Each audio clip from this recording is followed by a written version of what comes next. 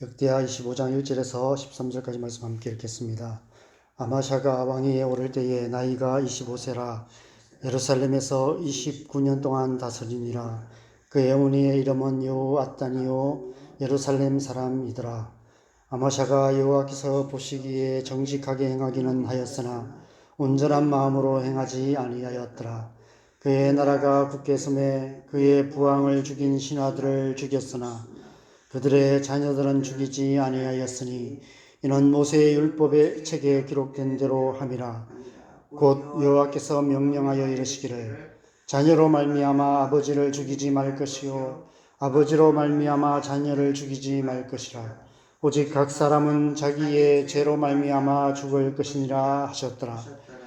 아마샤가 유다 사람들을 모으고 그 여러 족속을 따라 천부장들과 백부장들을 세우되 유다와 베냐민을 함께 그리하고 20세 이상으로 계수하여 창과 방패를 잡고 응이 전장에 나갈 만한 자 30만 명을 얻고 또 은 100달란트로 이스라엘 나라에서 큰 용사 10만 명을 고용하였더니 어떤 하나님의 사람이 아마샤야에게 나와서 이르되 왕이여 이스라엘 군대를 왕과 함께 가게 하지 마옵소서. 여호와께서는 이스라엘을 곧 온 에브라임 자손과 함께하지 아니하시느니 왕이 만일 가시거든 힘써 싸우소서. 하나님이 왕을 적군 앞에 엎드러지게 하시리이다. 하나님은 능히 돕기도 하시고 능히 패하게도 하시나이다 하니 아마샤가 하나님의 사람에게 이르되 내가 100달란트를 이스라엘 군대에게 주었으니 어찌할까. 하나님의 사람이 말하되 여호와께서 능히 이보다 많은 것을 왕에게 주실 수 있나이다 하니라.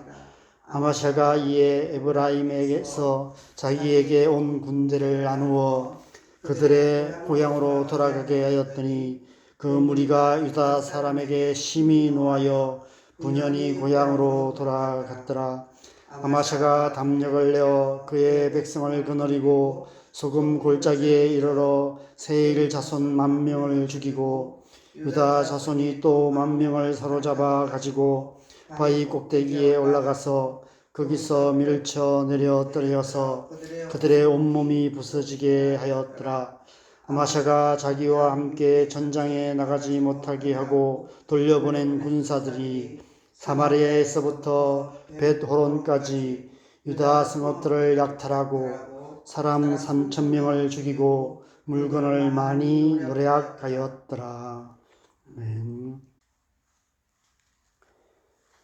아마샤가 여호와께서 보시기에 정직하게 행하기는 하였으나 온전한 마음으로 행하지 아니하였더라. 하나님께서 남유다의 10번째 왕이었던 아마샤의 삶을 단 한 구절로 표현하신 말씀입니다. 저는 이 말씀을 묵상하면서 하나님께서 지금까지의 저의 신앙생활을 한 구절로 평가하신다면 어떻게 표현하실까라는 질문을 해보았습니다. 만약 오늘 제가 하나님 앞에 선다면 하나님 보시기에 끝까지 온전한 마음으로 행하였더라 라는 평가를 받을 수 있을까요? 여러분은 어떠십니까? 여러분은 지금까지의 여러분의 신앙생활을 어떻게 표현하시겠습니까?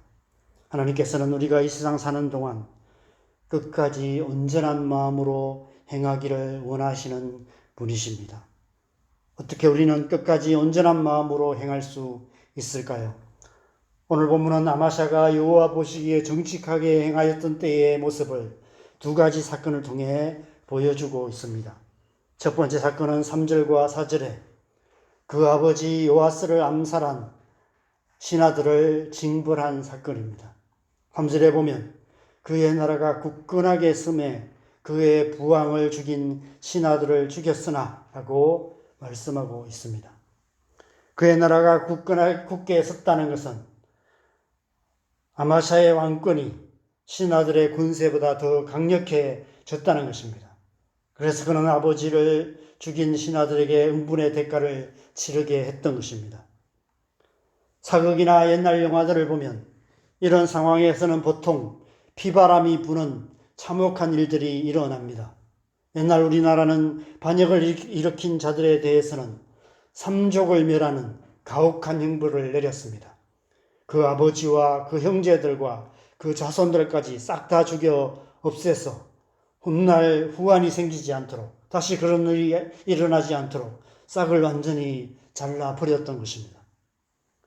그런데 오늘 본문 4절을 보면 아마샤는 아버지를 암살한 신하들만 죽이고 그들의 자녀들은 죽이지 않았다라고 말씀하고 있습니다. 모세의 율법책에 기록된 대로 행했다는 것입니다. 자녀로 말미암아 아버지를 죽이지 말 것이요 아버지로 말미암아 자녀를 죽이지 말 것이라 오직 각 사람은 자기의 죄로 말미암아 죽을 것이니라 라는 여호와의 공의의 명령을 따라서 행했다고 말씀하고 있습니다. 쉽지 않은 일이었을 것입니다. 그동안은 그럴 힘이 없어서 오랫동안 참고 있었을 것입니다. 자기 아버지를 침상에서 쳐 죽인 반역자들이 여전히 막강한 권세를 행사하고 있는 모습을 보면서도 어떻게 할 수 없었을 것입니다. 그들의 권세가 너무 강력했기 때문일 것입니다. 그래서 오랫동안 참고 또 참았습니다. 이런 날이 오기를 기다리고 기다렸을 것입니다. 이제 그의 왕권이 강력해져서 그럴 만한 힘이 생겼습니다. 사랑하는 아버지를 죽인 철천지 원수를 갚을 수 있게 된 것입니다.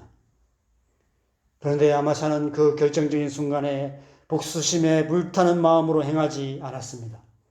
오랫동안 억눌러왔던 인간적인 복수심을 폭발시켜 피바람을 일으키지 않았습니다. 그는 오직 하나님의 말씀대로 행했습니다. 그래서 여호와 보시기에 정직하게 행했다라는 평가를 받을 수 있었던 것입니다. 그가 만약 그 후의 모든 삶에서도 그렇게 하나님의 말씀대로 행했다면 그는 분명 끝까지 온전한 마음으로 행한 사람이라는 칭송을 받을 수 있었을 것입니다. 여러분, 우리가 온전한 마음으로 행하는 사람이 되는 길도 그 길밖에 없습니다. 어떤 상황에서도 우리의 인간적인 감정을 따라 행하지 않고 우리 안에 계신 성령의 도우심과 인도하심을 따라서 오직 하나님의 말씀대로 행해야 하는 것입니다. 신앙생활은 시시각각 변하는 인간적인 감정을 따르지 않고 오직 하나님의 말씀을 따라 행하는 것입니다. 우리의 기분대로 행하는 것이 아니라 내 마음대로 행하는 것이 아니라 오직 하나님의 말씀대로 행하는 것입니다. 우리 자신의 기쁨과 만족을 구하는 것이 아니라 하나님을 기쁘시게 하는 삶을 살아야 하는 것입니다. 우리의 삶이 다하는 그날까지 그렇게 살아간다면 우리는 끝까지 온전한 마음으로 행하는 하나님의 사람이 될 수 있을 것입니다. 저와 여러분 모두가 그런 사람 되기를 소망합니다. 두 번째 사건은 5절에서 마지막 13절까지 에돔과의 전쟁에서 아마샤가 이름조차 알려지지 않은 무명의 하나님의 사람이 전한 말씀에 순종하여 자신의 계획을 내려놓고 하나님의 말씀을 따르는 선택을 하는 모습을 보여주고 있습니다. 5절과 6절을 보면 아마샤가 에돔과의 전쟁을 위해 치밀하게 준비하는 모습을 보여주고 있습니다. 유다 사람들을 모으고 그 여러 족속을 따라 천부장들과 백부장들을 세우고 20세 이상으로 창과 방패를 잡고 능히 전장에 나갈 만한 자 30만 명의 군대를 조직합니다. 그런데 14장의 아사의 군대와 군대 58만 명과 17장의 여호사밧 때의 군대 116만 명에 비하면 턱없이 부족한 상태였습니다.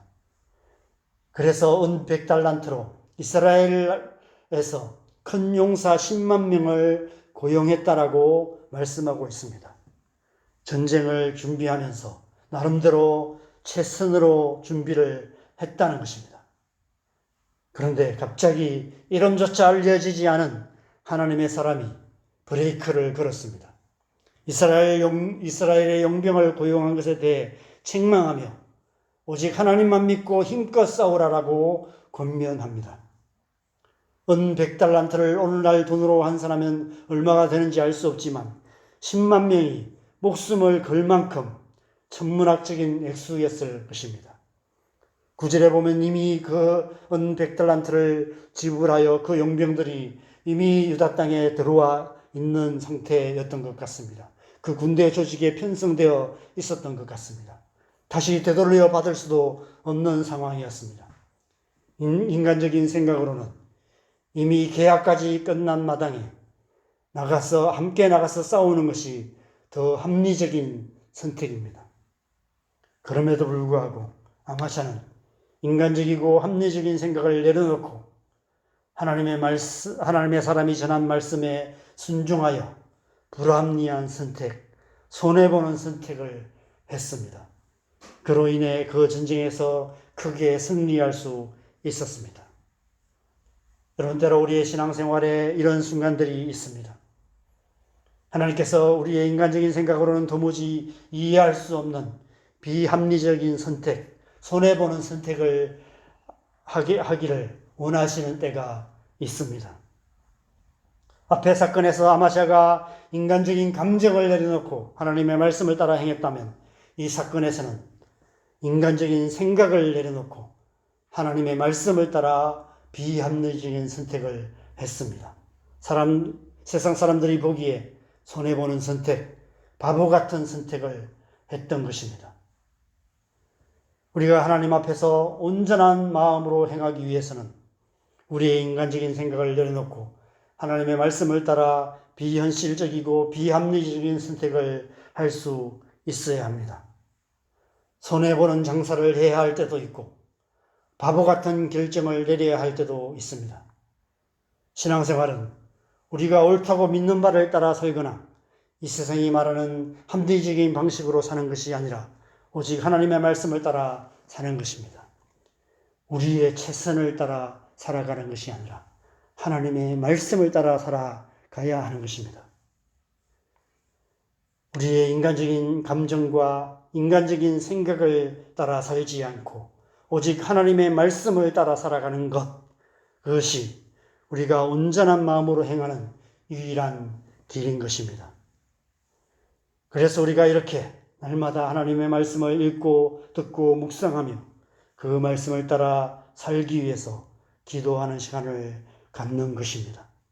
이 세상 사는 동안 우리가 날마다 말씀과 기도로 하나님의 뜻을 따라 살아갈 때 우리의 인간적인 생각과 감정을 내려놓고 오직 하나님의 말씀에 순종하는 삶을 살아갈 때 우리는 끝까지 온전한 마음으로 행하는 하나님의 사람이 될 수 있을 것입니다. 저와 여러분 모두가 내 마음대로 내 생각대로 살지 않고 우리 인간적인 최선으로 살아가지 않고 오직 하나님의 말씀에 순종함으로 끝까지 온전한 마음으로 행하는 하나님의 사람 되시기를 주님의 이름으로 간절히 축원합니다.